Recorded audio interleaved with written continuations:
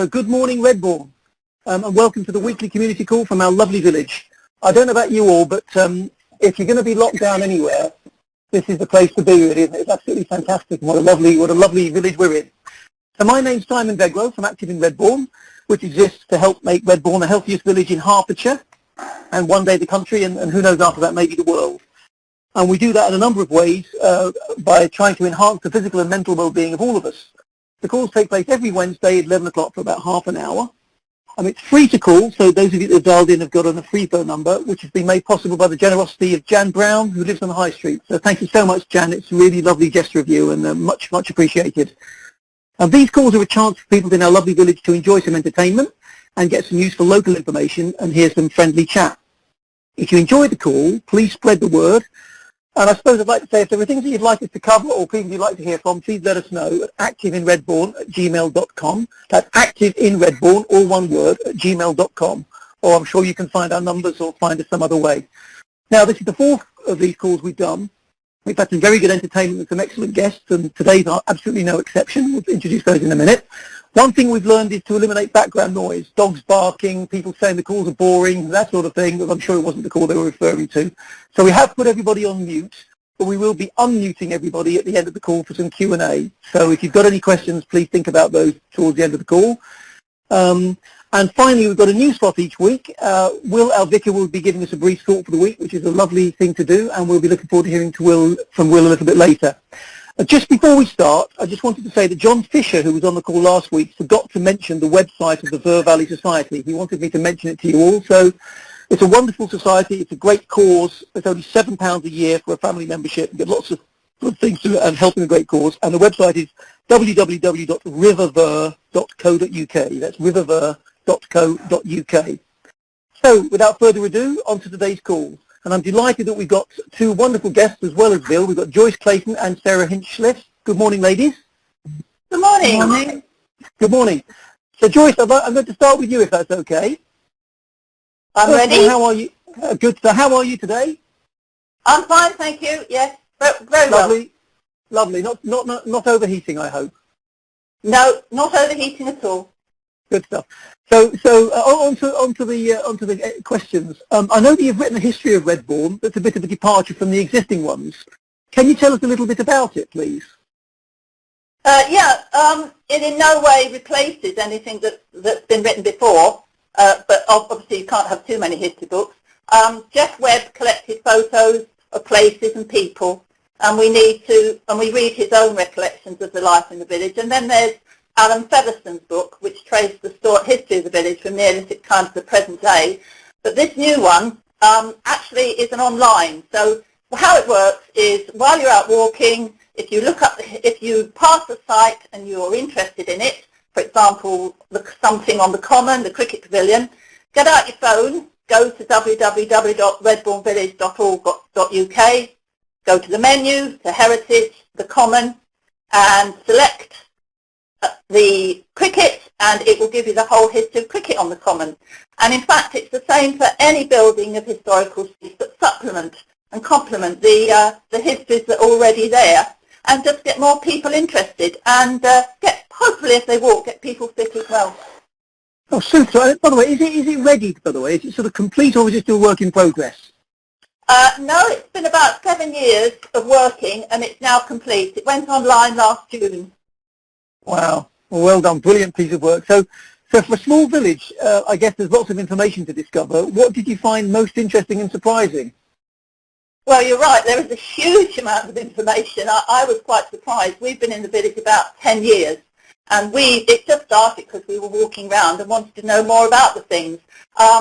We've got an Iron Age site. We've got a Roman road. We've got a history of a medieval priory linked to St Albans. We've got connections with royalty, the Duke of Cumberland and the Queen Mother. And that's not before you start on all the coaching in and the visitors. Your friend Mr Keats. There's farming, straw plaiting, hat making, silk making, jam making, watercress, a simple history of sport. In fact, when I started doing this, I was so shocked that there was just so much here. For a little village, it's absolutely amazing, and that's the thing that most surprised me. So, Do you know why that is, by the way? Is it our location, or do you know why? I mean, apart from that, it's obviously a wonderful place, but I'm just wondering why we've got all this wonderful heritage. Any thoughts on that? I think possibly because it is about our location. If you are actually on a place that is near to London and also on a main route to other places you're going to develop, we've got St Albans Abbey, therefore we've got pilgrims. We've got an Iron Age settlement. We're a nice place to live. We've got water. We've got good soils. And we've had a lot of interesting people who have decided that it's nice and therefore more history. We're just lucky. We are. Indeed. So listen, it started out as an online history, but I think it's developed into much wider projects. Can you tell us about that? Yeah, that's because of your group, Active in Redbourn. We were working with Ivan to actually develop our heritage walk. So the idea was that we would actually put a map, and it's on the same site as the history, and we've actually got 6 of these. So they guide you on a walk around the village and prompt you to look up points of interest as you pass on your phone. So that's how it started, and then it sort of developed again during this lockdown because we rewrote all the existing walks for kids. So they're the same routes, but instead of being a bit stuffy and lots of information, I've tried to actually have questions, things to spot, things to count, just something of interest to keep the kids' minds and give them a bit of exercise as well. So hopefully we'll get lots of kids walking around. And I know the kids are interested because I went into Redbourn Junior School and gave some talks on history of Redbourn. So the children we know are interested. They do a marvellous project called Remarkable Redbourn, which I've actually added to recently. I've done about 12 topics that they can cover. So it's a case of getting everybody involved, and as you said at the beginning, making sure that people are active, making sure that they actually enjoy our beautiful village. So the more we can do for that, the better, really. Super. What a brilliant piece of work you've done, Joyce. It's fantastic. So what are you hoping to do next to make it even more relevant and useful to the people of Redbourn? Is there anything else you can do to this wonderful piece of work? Well, I think I've probably reached the end of what I can do. I would like more people to get involved. If you go on Facebook, you've got lots of entries of people reminiscing about when they worked at Brook Bond or how they went to the cafe by the railway station or the youth club. All those memories, unfortunately, will soon be lost. We did include on the heritage site a memories section, but so far nobody has filled it in. I have also said that I'd be quite happy to take any written memories and put them in on the site if people just like to drop them in at the Paris Centre. Hopefully it could involve the library, the museum, the care group, because obviously they see a lot of older people. It's getting people to write down and to want to actually take part. If we do that, I think we've probably got one of the best history sections of all the villages that I've come across, because if you think we've got photos then, we've got books, we've got a museum, and we've got a living history. I mean, what's next? Plaques on the high street, boards between history trails, like we at Hampstead's got. The list's endless, actually, but some of the things are money, but some of the things are also, it needs other people to get involved now. Well, brilliant work, Joyce. I mean, I'm sure everyone in the village thanks you for it and appreciates it. It's fantastic, and it just makes me smile thinking about our lovely history. So listen, one more question, if I may. Obviously, sadly, not everything survives in the village. It's always been here. Yeah. What would you most like to bring back? If there was one thing that you could bring back from the past, what would that be? One thing, well, I suppose the obvious one is Redbourn House, but I'm not going to go for that. I'm not going to go to the police station. I'm going to go for the market house. There was a market house in the high street supporting the regular market that was held here, and it would be lovely if that was there, because it could really regenerate our high street, and I know that's something that Active in Redbourn's been thinking about. Where was that, Joyce? Where was that building? It was actually, if you know where Dr. Totten's Muse is, it was around that area, and it was so. It once held the village fire engine as well. The village fire engine, wow. Yes, yeah. And also there was a big place called the Priory, not the current Priory. Behind that there was a big farmhouse and barn, which is where the little entrance is that you go through past the vet. That unfortunately was allowed to deteriorate and got lost. So I would love that. That was a building that fronted the high street where the vets is now. That would be lovely if that was there as well. But we've got such a lot because we've got a conservation area, so we can't be too greedy.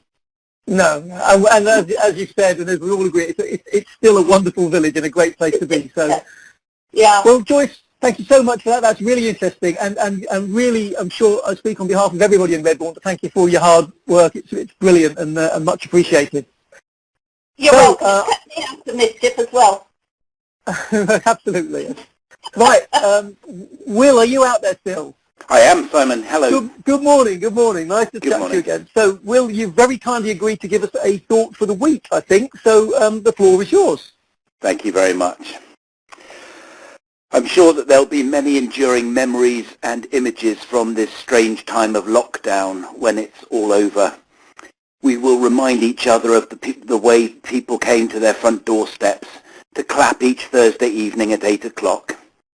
Of the candles burning on our windowsills on Sunday evenings as a sign of our prayers for the world during the coronavirus pandemic. And for us in Redbourn, the teddy bears we can spot in windows around the village as we walk and exercise. But perhaps the most enduring symbol from this time will be the rainbow. We're seeing them drawn by children and stuck in windows of our homes. Lots of adults wearing T-shirts with a rainbow on, and many rainbows popping up in adverts on our TV screens. It's interesting how the rainbow has been adopted as the sign of our times. We find mention of a rainbow in the Bible, in the book of Genesis and the story of Noah. To the surprise and mocking of some, he builds his ark despite being nowhere near the sea, and then goes in with his family and two of every animal, bird and creature into a lockdown of his own. The rains come and the floods cover the land, and it must have been a time of great uncertainty and worry. And yet eventually the rains stop, dry land starts to emerge, and God puts a bow, a rainbow, in the sky as a sign of his care and relationship with his people. I think it's so interesting that for many people, including those who aren't familiar with the story of Noah, it's such a good and hopeful symbol. It reminds us that the lockdown will eventually end and new things will be possible. For those who don't hold to the Christian faith, it's still a good symbol for all we're going through, because we see a rainbow in our sky after the rain has stopped and the sun has come out. There are good scientific reasons for that, of course, but nonetheless it feels hopeful and positive all the same. It's a reminder to us that whether we're feeling okay about the lockdown and being holed up with our families and animals like Noah, or finding it really tough and bumpy, the sun will come and the good times will roll. When we see the rainbow, it is a sign for each and every one of us that it's going to be okay. It might be hard for a while longer, it might be different, but it's going to be okay. Well, thanks so much for that. That's really uplifting, and hopefully, and I'm sure for me personally and people listening, that's a great message. Thank you so much for that, and I hope you can do it every week for us. It'll be my privilege if you have me. Thank you. God Cheers, bless. Will. Thank you. Okay, so Sarah, are you still out there waiting patiently? I am. I'm here. Good. Sorry to keep you waiting there. So it's really good of you to dial in. So very topical. Yeah. First of all, Sarah, how are you finding the lockdown personally? How are you sort of coping with it? On the whole, I'm I was finding it quite a positive experience. I'm really enjoying being able to take my dog out for dog walks rather than the dog walker doing it. We've been so lucky with the weather. Yes. The peace and quiet, because the roads are very quiet, and listening to all the bird song, it seems so loud, and all the beautiful blossom and the flowers which are coming out. There's lots of positives for me. But I think as time has gone on, I miss seeing my family and friends more and more, especially my family. My mum had to have her 84th birthday all on her own, and she lives a long way away, so I can't even drive up and sit in her garden and drive back. And I think those are the things that are difficult as time goes on. But on the whole, it's okay. Oh, good. I'm pleased you're coping okay, and sorry you didn't get to see your mum on her birthday. So on to some sort of meaty stuff, but tell us what you think about the challenges of educating children at home and how you're trying to overcome them. Start with a nice easy one. Yeah, and I think that's changed over time. So, you know, when we knew that schools were closing, and it happened quite quickly, the staff were just incredible. They worked really hard, and some parents came in and helped, and we got packs photocopied for children, so they all took something home.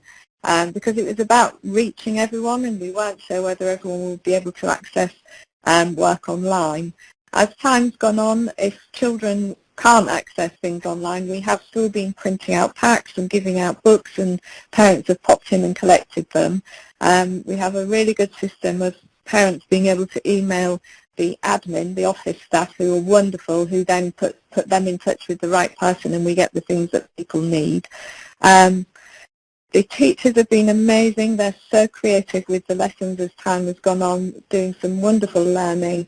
And then they're online every morning between 9 and 12, so parents and children can email in with questions or send photos of their work, and children can talk to their teachers by emailing in, and the teachers reply. At the end of the week, they often share work that the children in the class have done to try and keep the class together. As a staff, we track which children we haven't heard from, and then people in the SLT, we contact those parents, or teachers contact them just to check they're okay and if there's anything we can do to support. So it has changed as time's gone on, but I have to say that the staff have been wonderful, and I think are doing a fabulous job. Yeah, they are, aren't they? Well, that is wonderful of them. So what's your own view on the government saying that schools should reopen? Obviously a massively topical question right now. Do you have a personal view on that? None of us want, children not to be in school. That's why we're in the job. And of course, if we can have children back in school, that's what everybody wants, because I'm very aware that some children are having, they're doing an awful lot of learning at home, and some children I think will come back having done very little, if none. And so, of course, we want to have children back in school. I think what's challenging for us is the time scale. There was a lot of speculation about schools opening, but we didn't actually find out that the schools were opening until everyone else did, when the Prime Minister announced it on that Sunday evening. And we've only had guidance since last Thursday. And there's a huge amount of guidance coming out, and it's changing on a daily basis. So I think those are the difficulties that leaders are facing. I've had a very long online Zoom meeting this morning with the local heads, and we're all feeling the same pressures. We all want the children in, but we're all struggling to meet the huge amount of guidance that there is around it to make sure that when we do reopen, that it's safe for everyone. Sure. I've been reading myself in the paper this morning, and it's all over the news, isn't it, about some schools, some councils are saying we're not going to reopen at all, and so on. To put you on the spot a little bit, if you can, given everything you've just said, do you have a sense right now of when and how the school will reopen, or is it still up for debate? No, we're working towards the beginning of June. The 1st of June is actually an inset day for the school, which was already in place, and we've decided to keep that because that just gives us an additional day to make sure we're ready. Next week is half term, but we're still open for key workers. So we are aiming for the beginning of June. We're working very hard. We're going through all the documents that keep coming out. We're writing risk assessments and plans. I'm having lots of meetings with all of my staff, meetings with the governors this week, meetings with other local heads. We had one this morning, just to share as much information as we can and make sure that everything that has to be in place is in place. If we get to a point where we think we're not safe to open on the 2nd of June, then of course, we'll communicate that. We're planning to start we might not be able to start with everybody all at once. I think it's better to get it right and start with something that's reasonable and that you can manage, and then review it and then grow it. It depends on staff. Not all of my staff can be in for various reasons. We're still not sure on final numbers of children coming in. We did a survey, and a lot of parents are still undecided, and I think they need to have further information, which I'm hoping to share this Friday, so that they can make more of an informed decision based on what it will look like. So this week we're working really hard to finalise all the plans ourselves to make sure we've got everything in place, and then share it with parents at the end of the week, and then those who are undecided can hopefully make a decision. And then we've still got to check that we've got, they're called bubbles, so groups of children which the government calls bubbles. Can't have more than 15 in a bubble, so we're just trying to finalise those now. And just something just occurred to me, Sarah. If it does reopen on the 2nd, will it be for everybody, or will there be sort of some years that won't be starting? Because again, I've read some things about that in the paper about some schools that are saying we'll do different years. Well, the government has asked that schools open for nursery, reception, year 1 and year 6 in that order, and that if you don't feel you can accommodate all of those year groups, the priority is nursery and then reception, then year 1 and then year 6. We're still looking at how we're going to manage that, so I can't definitely say who will be available or who will be open, because we're working on all of that this week. But that's the plan, that eventually... hopefully you've heard that really interesting interview with Sarah. Are there any questions for her that anybody has got? 20. Yes, please. Fire away. I would like to know, I'm sorry, I'm interrupting somebody. I have been a volunteer in the school helping with the reading, but I am over 70, well over 70, and I would like to know whether we can be of any use in that capacity in the school. Thank you. My name is Susan David. Thank you, Susan, and we really do value all of our volunteers who come in and support in the school. We wouldn't be able to have you in currently to work with children, because when we set up our bubbles of children, they can only be with a certain adult, and you can't mix children and adults during this period. So, press #6 to unmute your line. Oh, sorry. So at the moment we wouldn't be able to have you in, but once everything's gone back to normal, we would be more than happy to welcome you back. Plus, I'm very keen to help. Thank you, and very good luck to you. Thank you. Bye-bye. Bye-bye. Any more questions out there? Sarah, greetings, Will. Greetings to you and to your staff. Congratulations, doing a fantastic job in the most difficult of circumstances. And I hope through this situation there would be a newfound respect. I mean, we're so fortunate with the schools here in Redbourn, newfound respect for the amazing job that you do with our children. In terms of the suggestions for which classes are going back to school in that phased return, it strikes me as it's a sort of double effect, really, that the youngest children are the children that are going to find it hardest to understand social distancing, which is a really tough challenge for schools. And do you think the fact that those are the years that have been suggested is sort of a recognition that they're the children that need the most regular and fullest sort of input, and homeschooling is very difficult if you're trying to also work from home. Would you, I mean, older children, it strikes me, are able to work that a little bit more independently, but I do think it leaves the schools with an immense challenge, that sort of double effect of the youngest children are the ones that are suggested to go back. Yes, it does. I think the younger children, I think there is an understanding and an acceptance now that the youngest children will not be socially distancing, and therefore the stress is on having a small bubble of no more than 15 children with the adults, and that bubble does not mix with any other bubble. And I think you can manage it that way. And within school there will be a reduced provision on the amount of resources they can have.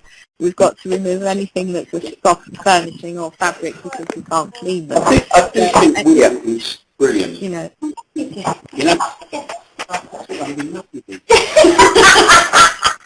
All guest lines have been unmuted. Press hash. All guest lines have been muted. Press #6 to unmute your line. Are you still there, Sarah? Yes, I'm still here. Oh, hi. Sorry. Yes, thank you for that. Sorry, I'm obviously trying to cope with some of the background noise there. I think we've probably got time for one or two more questions, so I'll just open up the line again. If there's any more questions, can you just fire them in now, and then we'll wrap up today's call? All guest lines have been unmuted. Press #6 to mute your line. Are there any last questions for Sarah? But, being in the Scouts, you've always connected to a church. All guest lines have been muted. I think that's it for questions. To unmute your line. I wasn't sure I quite answered Will's question. I think the younger children do need a lot of learning to get all the foundations in place, like the phonics there is an acceptance that socially they won't be able to social distance, and we're working with it differently to make sure that they're safe. That's great, and I'm reassured by that, because I think the last thing, I mean, the youngest children are going to find this whole experience quite difficult and potentially frightening, and to have sort of something familiar and reassuring with those measures in place actually will be, I'm sure, a real positive for them. Sounds like a really sensible way forward, obviously with some limitations in terms of the sorts of resources that you're able to use and other things that have had to be packed away and for another day. No, it sounds good. Well, and just to echo what Will said there, Sarah, thank you for the fantastic work that you do. It's brilliant, and all your staff. So, everybody, we're almost at the end of today's call. I want to say a very big thank you